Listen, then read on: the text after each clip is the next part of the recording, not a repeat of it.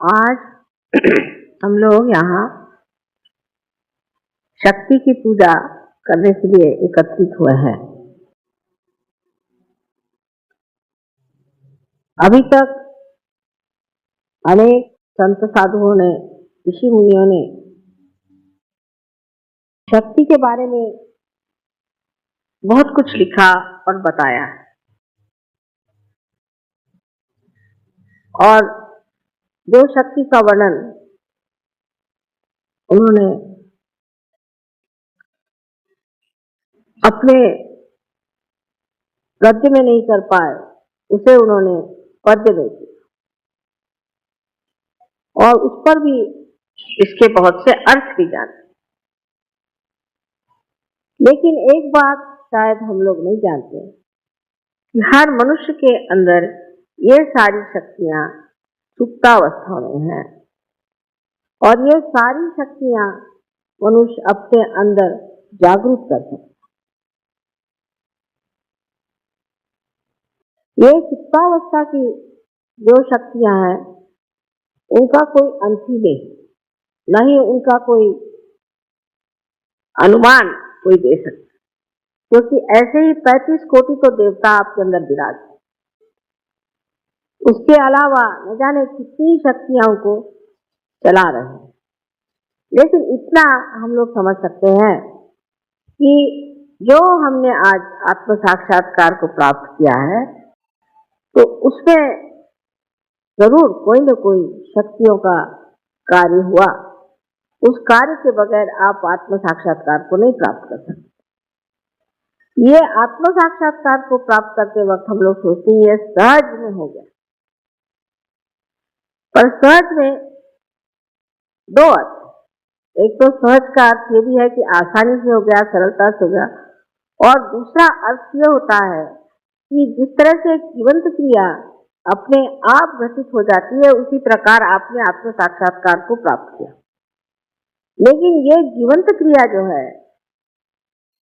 इसके बारे में अगर आप सोचने लग जाएं तो आपकी बुद्धि कुंठित हो जाएगी। समझ लीजिए ये आपने एक पेड़ देखा है, इस पेड़ की ओर आप नजर करिए तो आप ये सोचेंगे कि भाई ये फलाना पेड़ है, लेकिन इस पेड़ को इसी रूप में ऐसा ही इतना ही ऊंचाई पर लाने वाली कौन सी शक्ति है? किस शक्ति ने इसको यहाँ पर इस तरह से बनाया है कि जो वो अपने सीमा में रह करके और अपने स्वरूप रूप उसी के साथ चलता रहे। फिर सबसे जो कमाल की चीज है वो मानव मनुष्य जो बनाया गया है, वो भी एक विशेष रूप से, एक विशेष विचार से बनाया गया है, और वो मनुष्य का जो भविष्य है वो उसे प्राप्त हो सकता है, उसको मिल सकता है, पर उसकी पहली सीढ़ी है आत्म साक्षात्कार। जैसे कि कोई दीप जलाना हो तो सबसे पहले है कि उसके अंदर ज्योति आनी पड़े। उसी प्रकार एक बार आपके अंदर ज्योति जागृत हो गई तो आप उसको फिर से प्रज्वलित कर सकते हैं या उसको आप बढ़ा सकते हैं, पर प्रथम कार्य है कि ज्योति प्रज्वलित हो, और उसके लिए आत्म साक्षात्कार नितांत आवश्यक है। किंतु आत्म साक्षात्कार पाते ही सारी शक्तियां जागृत नहीं हो सकती। इसीलिए ये साधु संतों ने और ऋषि मुनियों ने व्यवस्था की है कि आप देवी की उपासना करें। लेकिन जो आदमी आत्म साक्षात्कार को प्राप्त नहीं है, उसको अधिकार नहीं है कि वो देवी की पूजा करे। बहुत से लोगों ने मुझे बताया कि वो सप्तशती का कभी अगर पाठ करें और उनका यूं हवन करते हैं तो उन पर बड़ी आफतें आ जाती हैं और उनको बड़ी तकलीफ हो जाती है और वो बहुत सफर करते हैं। तो उनसे ये पूछना चाहिए कि आपने किससे करवाया? तो कहेंगे कि हमने 7 ब्राह्मणों को बुलाया था किया, पर वो ब्राह्मण नहीं, जिन्होंने ब्रह्म को जाना नहीं वो ब्राह्मण नहीं। और ऐसे ब्राह्मणों से कराने से ही देवी रुष्ट हो गई और आपको तकलीफ हुई। तो आपके अंदर एक बड़ा अधिकार है कि आप देवी की पूजा कर सकते हैं और साक्षात देवी की पूजा कर सकते हैं। ये अधिकार सबको नहीं है।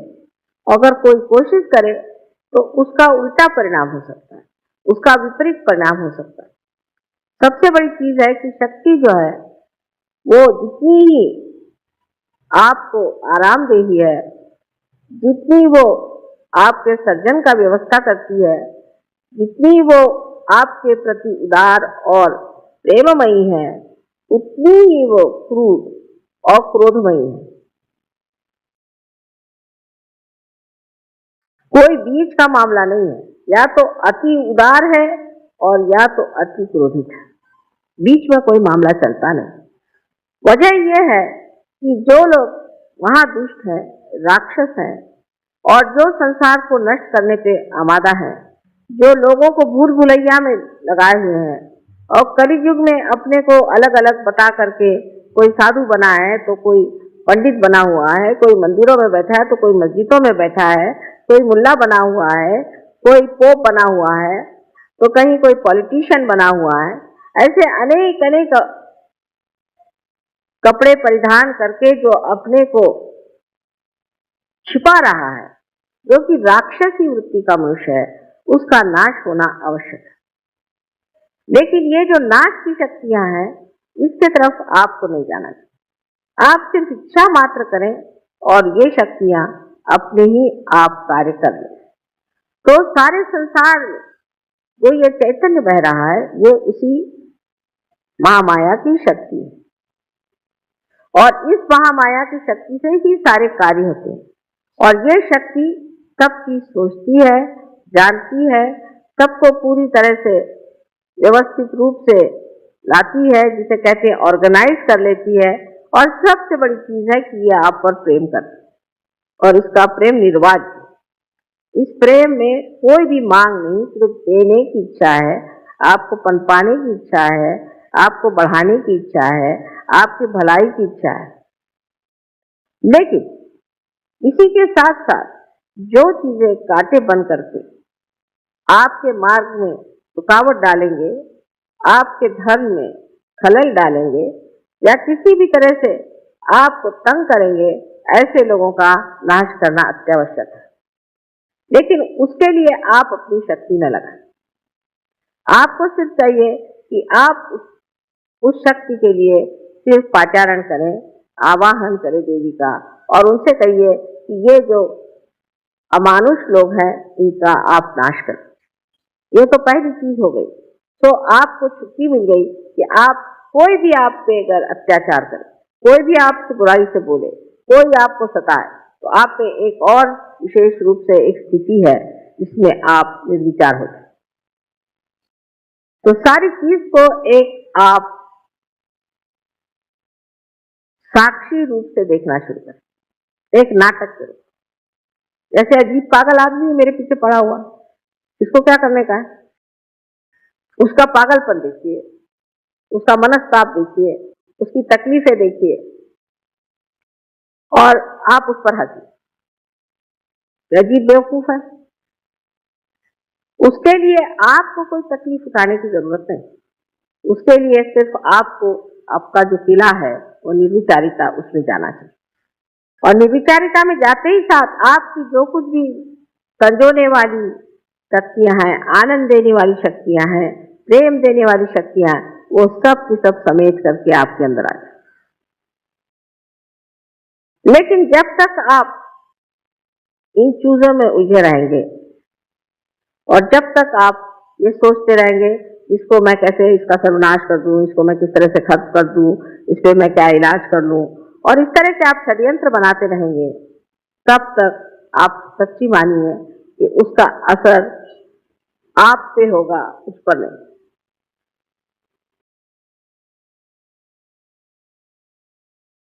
रामदास स्वामी ने कहा है कि अल्पधारिष्ट पाए, माने आपका थोड़ा सा जो धीरज है उसको परमात्मा देखता है। लेकिन आपके अंदर इतनी ज्यादा शक्तियां हैं, इतनी ज्यादा शक्तियां हैं कि उनको पहले आपको पूरी तरह से प्रफुल्लित करना चाहिए, उसको जगाना चाहिए, उनको जानना चाहिए, अपने प्रति एक तरह का बड़ा आदर रखना चाहिए। अब ये शक्तियां नष्ट होती हैं, स्वयोगियों में भी जागती है फिर नष्ट हो जाती है, जागती है फिर नष्ट हो जाती है। उसकी क्या वजह? एक बार जगी हुई शक्ति क्यों नष्ट होती? जैसे कि एक मनुष्य में आज शक्ति है कि वो बड़ा भारी कला में निपुण हो गया। स्वयोग में आने से बहुत से लोग कला में निपुण हो गए, कला के बारे में जान गए, उनमें एक तरह की बड़ी चेतना आ गई, उनका सृजन बहुत बढ़ गया। लोग देख के कहते हैं कि वाह, एक कलाकार ऐसा है कि समझ ही नहीं आता। पर फिर वो उसी कला में उलझ जाता है, फिर उसकी शोहरत हो गई, नाम हो गया, उसी में उलझते जाता है। जब वो उलझ जाता है इस चीज में, तब फिर उसकी शक्तियां नष्ट हो जाती हैं, क्योंकि उसकी शक्तियां भी उसमें उलझ जाती। जैसे कि मैंने पहले भी बताया था कि किसी पेड़ के अंदर बहता हुआ उसका जो प्राण रस है, वो हर चीज में, हर पत्ते में, हर डाली पर, हर फूल में, हर शय में घूम घाम करके वापस लौटता है। उसी प्रकार जो भी आपके अंदर शक्तियां आज प्रवाहित हैं और जिन शक्तियों के कारण आप आज कार्यान्वित हैं, ये सारी ही चीजें आपको जानना चाहिए कि इस शक्ति का ही प्रादुर्भाव है और उसमें आपको उलझने की कोई जरूरत नहीं। आप उसमें एक निमित्त मात्र बीच में है, और जब आप ये समझ जाएंगे कि हम निमित्त मात्र हैं, तो ये आपकी शक्तियां कभी भी दुर्बल नहीं होंगी और कभी भी नष्ट नहीं होंगी। इसी प्रकार अनेक बार मैंने देखा है कि सहयोगियों का चित्त जो है वो ऐसी चीजों में उलझते जाता है। कोई चीज से भी वो बड़प्पन में आ जाए, कोई भी चीज से उन्होंने बहुत प्रगति पा ली। आप जानते हैं कि बहुत से स्टूडेंट्स जो कि क्लास में कुछ नहीं कर पाते थे, फर्स्ट क्लास में आने लग गए, सब कुछ बहुत अच्छा हो गया, तो फिर वो कभी सोचने लग जाए कि वाह, हम तो कितने बड़े हो गए। जैसे ही ये सोचना शुरू हो गया, वैसे ही ये शक्तियां आपकी खत्म हो और गिरती जाए। अब सोचना यह है कि हमें क्या करना।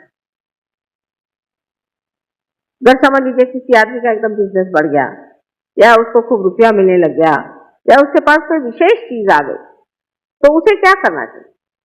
उसे पूरी समय सतर्क रहना चाहिए और यही कहना चाहिए कि माँ, ये आप ही कर रहे हैं, हम कुछ नहीं कर रहे, ये आप ही की शक्ति कार्यान्वित है, हम कुछ नहीं कर रहे। बहुत जरूरी कि आप सतर्क रहें, क्योंकि उसके बाद जब आपकी शक्तियां खत्म हो जाएंगी तो आप खुद ही कहेंगे कि माँ, सब चीज डूब गई, सब खत्म हो गया। ये कैसे? जो शक्ति कार्य कर रही है उसको कार्यान्वित होने। जैसा एक पेड़ है, समझ लीजिए, उस पेड़ के पत्ते कैसे गिरते हैं, आपने सोचा है? उसमें बीच में एक बुझ के जैसे, जिसे कॉर्क कहते हैं, बीच में आ जाता है। पत्ते और पेड़ के बीच में एक कॉर्क आ जाता है, उसके पास तो शक्ति आती नहीं, तो वो गिर जाता है पत्ता। इसी प्रकार मनुष्य का भी होता है कि आज उसकी शक्ति एक महान शक्ति से जुटी हुई और वहां से वो उसे प्राप्त कर रहा है, लेकिन जैसे ही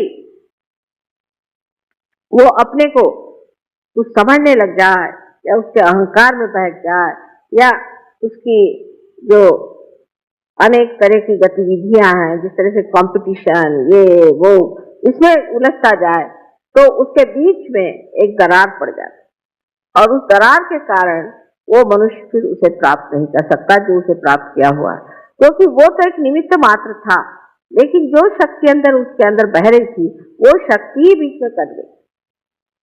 जैसे कि अभी इसकी शक्ति कट जाए तो शायद मेरा लेक्चर ना बंद हो, पर ऐसे हो सकता है।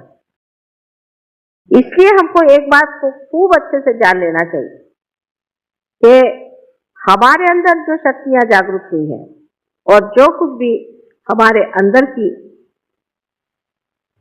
विशेष स्वरूप की व्यक्तित्व को प्रकट करने वाली जो नई आभा हमें दिखाई दे रही है, इस शक्ति को हमें रोकना नहीं चाहिए। इसके ऊपर हमें ये नहीं सोचना चाहिए कि हम कुछ बहुत बड़े हो गए या हमने कुछ बहुत बड़ा पा लिया। दूसरी तरफ से ऐसा भी होता है कि जब ये शक्ति आपके अंदर जागृत हो जाती है, उस वक्त आप में एक तरह का उदासीपन भी आ सकता है।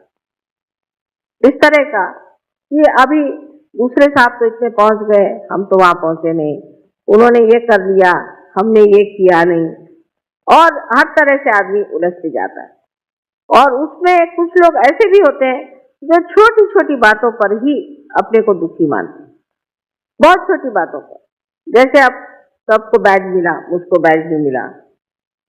जब हम गणपतिपुरे में, हमें बड़े अजीब अजीब अनुभव आए कि लोग आए कहने लगे कि माता जी हमको एक चीज का डब्बा दे दो।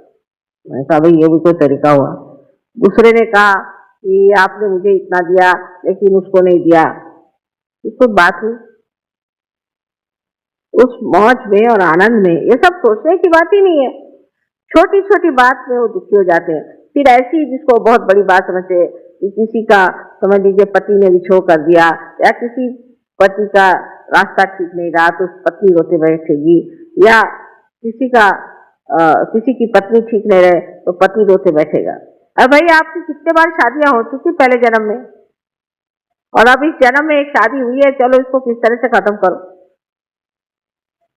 उसी के पीछे में आप लोग रात दिन परेशान रहो कि मुझ पे ये दुख आ गया, मेरे बच्चे का ऐसा हो गया, मेरे बच्ची का ऐसा हो गया, उसका ऐसा हो गया, उसका ऐसा हो गया। इसका कोई अंत है? इसको कोई पार कर सकता है? क्योंकि इतनी छोटी सी चीज है कि वो तो पकड़ी भी नहीं आती। इतनी शुद्र बात है कि वो मेरे पकड़ी भी नहीं आती कि उसको, क्या आप कोई भी आएगा तो ऐसी छोटी छोटी बातें मुझे बताते, मुझे बड़ी हंसी आती और मैं चुपचाप सुनती रहती।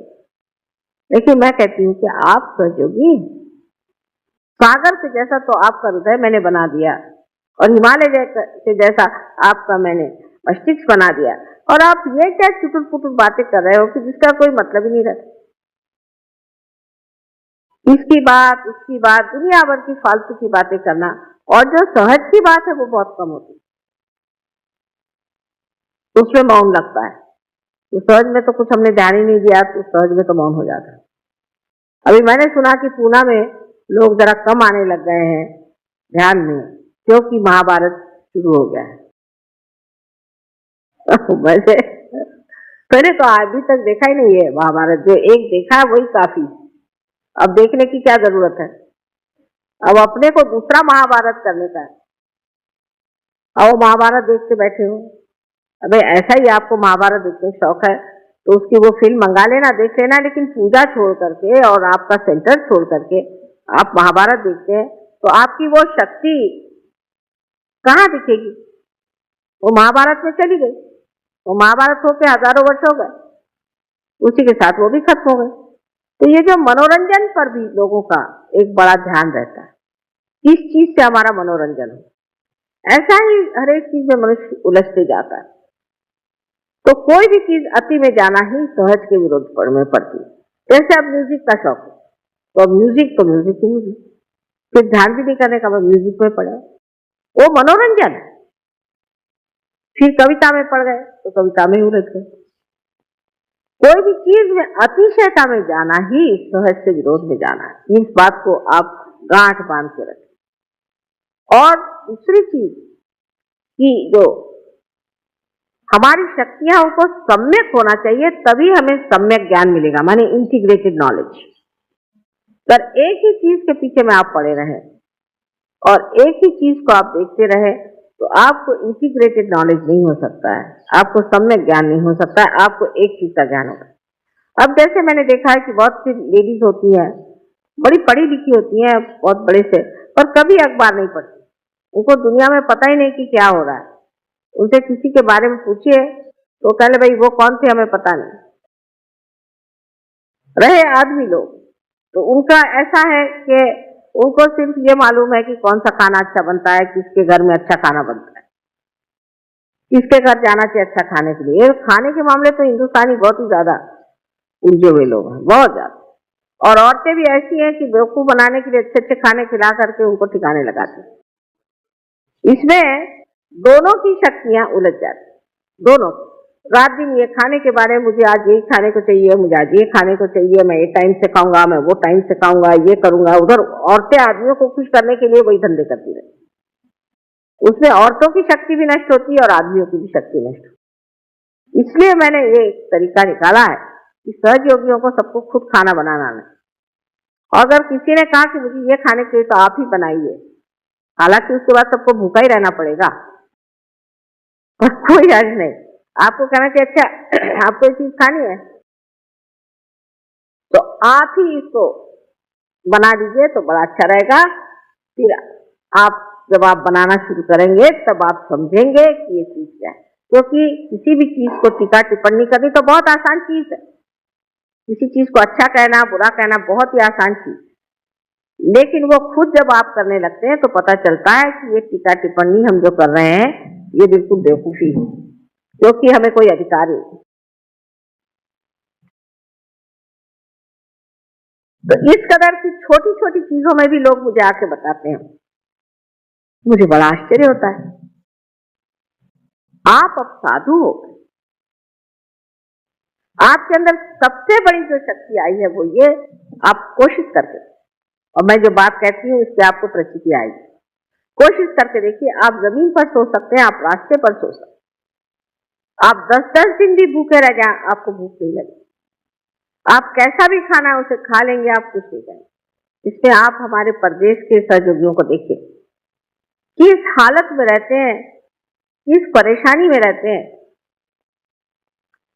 हमें कुछ वहां पर हिंदुस्तानी सहयोगियों ने बताया कि ब्रह्मपुरी में इंतजाम इस वक्त ठीक नहीं रहा, लोगों का दिमाग ही खराब हो गया था क्योंकि आप नहीं गए तो बहुत तकलीफ हुई उनको खाने पीने की और कुछ अच्छा नहीं लगा, ऐसा बताया।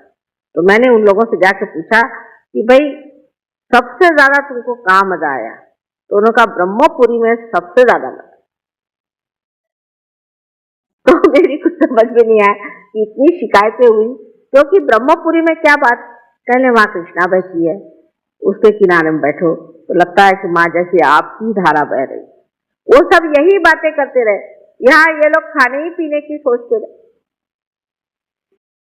इसीलिए जब कभी कभी लोग कहते हैं कि हम लोगों का समर्पण कम है, उसकी वजह यह है कि हम लोग काफी उलझे हुए लोग, हमारे अंदर बहुत पुरानी परंपराएं हैं। यहाँ अनेक साधु संत हो गए, बड़े बड़े लोग हो गए, बड़े बड़े आदर्श हो गए, और उन आदर्शों के वजह से हमें मालूम है कि अच्छाई क्या है, बड़ी क्या है। लेकिन उसके साथ ही साथ हमारे अंदर एक तरह की ढोंगी वृत्ति आ गई कि हम ढोंग भी कर सकते। कोई भी आदमी अपने को राम कह सकता है, कोई भी आदमी अपने को भगवान कह सकता है, कोई भी आदमी अपने को सीता जी कह सकता है। ये ढोंगी बना के हमारे यहाँ बड़ी भारी शक्ति है। एक साहब ने मुझे कहा कि देखिए वो तो भगवान है। मैंने कहा कैसे? वो कहते हैं भगवान, ये फॉरेन, वो भगवान कहते हैं। मैंने उसको कहने में क्या लगता है, ऐसे कैसे कहेगा कोई कि मैं भगवान? मैंने कहा कह रहे हैं वो भगवान है, लेकिन उसके कुछ तरीके होते हैं। जो आदमी फूल को नहीं सूंघ सकता वो भगवान कैसे हो सकता? हाँ ये तो बात है। तो मैंने कहा कि कैसे, पर वो क्यों कह रहे थे, वो ऐसा क्यों कह रहे? मैंने कहा क्योंकि वो आप नहीं, वो यही नहीं समझ सकते कि लोग इतना सफेद झूठ इतने जोर से कह सकते। या किसी के लिए कहते हैं पर वो उसको रुपया ही चाहिए ना, ठीक है वो रुपया लेता है लेकिन हमको तो वो आध्यात्मिक देगा, तो क्या हर्ज है, हमें तो आध्यात्म लेना है, लेने दो रुपया, रुपये में क्या रखा है, रुपया दे दो उसको, रुपये में क्या रखा हुआ है? अध्यात्म को पाने की बात है, अध्यात्म वो हमें दे रहा है तो हम उसे रुपया दे रहे हैं, रुपये में तो कोई खास चीज होती नहीं। ये जो उनकी तैयारी आज हो गई है वो हमारे अंदर तैयारी अभी तक हो नहीं पाई, इसके लिए क्योंकि हमारे सामने आदर्श बहुत अच्छे हैं, महाभारत है, राम है, ये है वो है, और हम उसी कीचड़ में बैठे हुए। अगर कोई कीड़ा कहे कि मैं कमल हो गया तो हो नहीं सकता, और उसको कमल बना भी दिया तो भी ढंग वही चलेगा। इसलिए ये समझ लेना चाहिए कि हमारे अंदर जो इतनी ऊंची ऊंची बातें हो गई हैं और जिससे हम सारी तरफ से पूरी तरह से हम ढके हुए, और जिसके कारण हम लोग बहुत ऊंचे भी हैं, लेकिन जब तक हम अपने को ये न समझे कि हमें वही होना है जो हम देख रहे हैं, इस मामले में हमारे अंदर आंतरिक इच्छा हो, ऊपरी नहीं, अंदर से लगना चाहिए। क्या हमने उसे प्राप्त किया? क्या हमने अपने ध्येय को प्राप्त किया? क्या हमने उसे पाया है? उसे हमें पाना है। इस मामले में ईमानदारी अपने साथ करें, और जब तक ईमानदारी नहीं होगी तब तक शक्ति आपके साथ ईमानदारी नहीं कर सकती। ये आपका और अपना ईजा संबंध है। अनेक तरह से आप अपने को पड़तालिए और देखिए कि हमारे अंदर ये शक्तियां क्यों नहीं जागृत हो सकती, क्यों नहीं हम इसे पा सकते। कारण हम खुद ही अपने को एक तरह से काटे चले जा रहे हैं। तो किसी भी तरह की ढोंगी वृत्ति का सहयोग में स्थान नहीं, हृदय से आपको महसूस हो रहा है। हर एक चीज तो हृदय से पाना चाहिए, अपने अंतर आत्मा से उसे जानना चाहिए। उसके लिए कोई भी ऊपरी चीज, कोई है तो मुस्कुराते बैठे रहेंगे, कोई जरूरत है मुस्कुराने की, कोई है कि बड़े गंभीर होकर बैठे रहेंगे। ये सब नाटक करने की कोई जरूरत नहीं। जो आपके अंदर भाव है वो बाहर आ रहा है, उसमें कौन सा नाटक करने, उसमें कौन सी आफत करने की है। जो हमारे अंदर भाव है वही हम प्रकटित कर रहे हैं, क्योंकि हमारे अंदर जो भाव है वो इस शक्ति से बहता हुआ बाहर चला रहा है और उसी को हम प्रकटित कर रहे हैं। और जो लोग इस तरह से एक बार समझ लें कि हमें पूरी तरह से ईमानदारी से सहयोग करना, वो धीरे धीरे इसमें खिसकते जाएं।